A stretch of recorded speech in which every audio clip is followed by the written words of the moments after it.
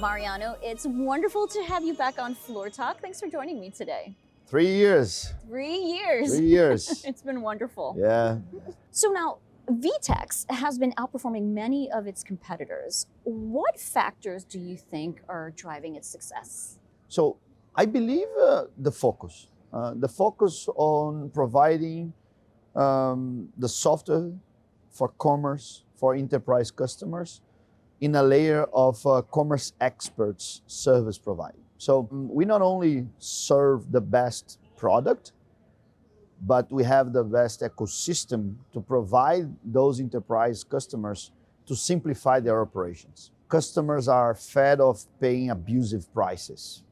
They need, because of the financial distress that the world is a little bit, they need to pursue profitability.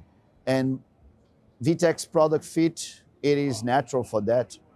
Remember that we came out of Brazil, in a country that we learned how to provide very kind of a complete software in a very, very affordable prices.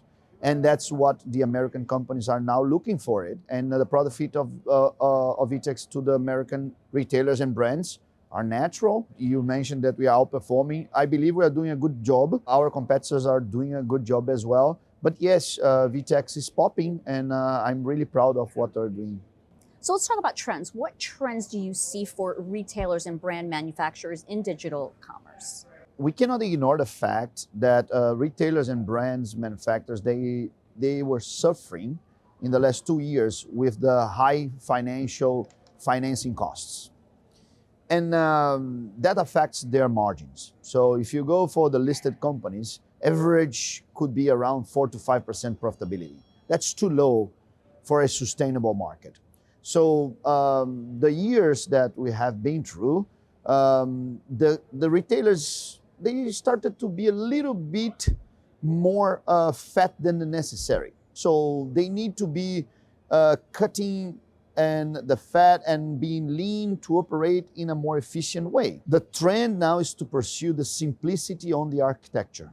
So not about complex things, it's the opposite.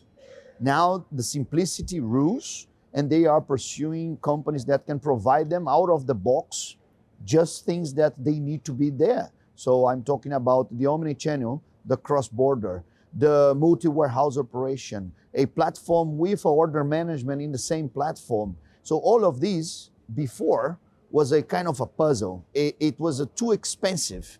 Now you can just hire one provider and you have these out of the box. So this is a trend. The companies will, for the next maybe 3-5 years, keep pursuing efficiency at ultimate all costs. And we are happy to provide the software that does that and allow them to have this kind of efficiency. This is the biggest trend. A second one, if I can mention, is the fact that new channels needs to pop. The cost of acquisition for all retailers and brand manufacturers are in the peak. The inflation on clicks to have cost of acquisition online, it's in a 15 to 18% year over year, reaching a moment that nobody wants to pay anymore for online traffic.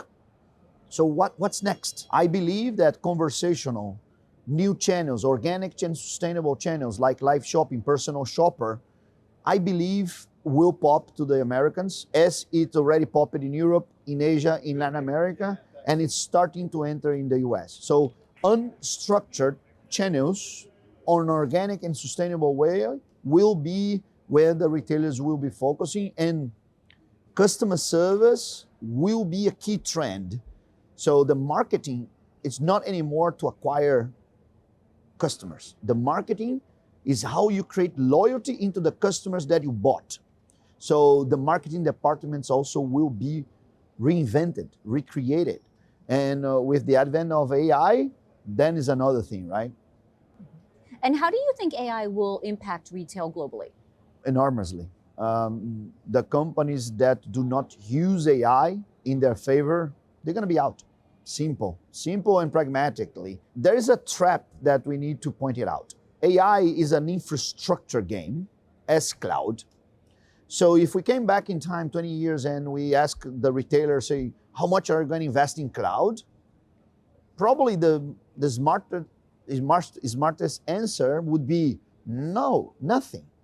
Because companies like Google, like Microsoft, like Amazon, AWS is already spending billions on cloud, and I'm gonna use in my favor.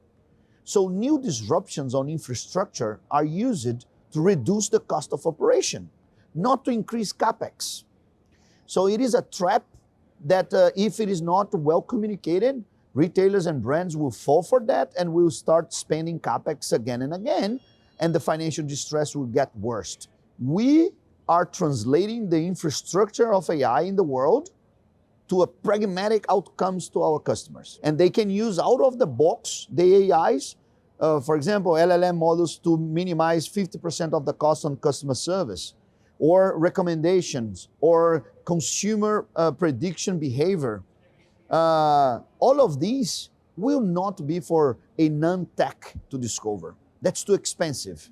That's gonna be our job to buy servers through all the commodity that will come from AI in the world and just translate these in outcomes to our customers. So it's a moment that the more sharp you will be in terms of capital allocation, better you're gonna end. And that means you need to focus in what brings you revenue, organic and sustainable revenue, that's important, and profit. You don't invest in AI by the matter of investing in AI. You invest in generating revenue and you invest in generating profit. By the way you use the technology that are there for you. Remember that the revolution, Judy, is not in the invention. The revolution is how you use the invention in your favor. Has always been. So it's not who invent that absorbs the maximum value of the invention. It is who use in their favor and do it faster that will capitalize all the game. So we are on these. We are in the game of being empowering our customers in all the layers, in conversion, in customer service, with AI tools for them to be transparent. And they can claim that they are investing a lot because they are trusting this role in ourselves, in AWS, in Google, in Cinerize. So modeling companies that are dealing with the infrastructure, that companies on applications can add the outcomes, then customers can just use it. So it's the same as you are a consumer and I ask you, how much are you investing in ethanol?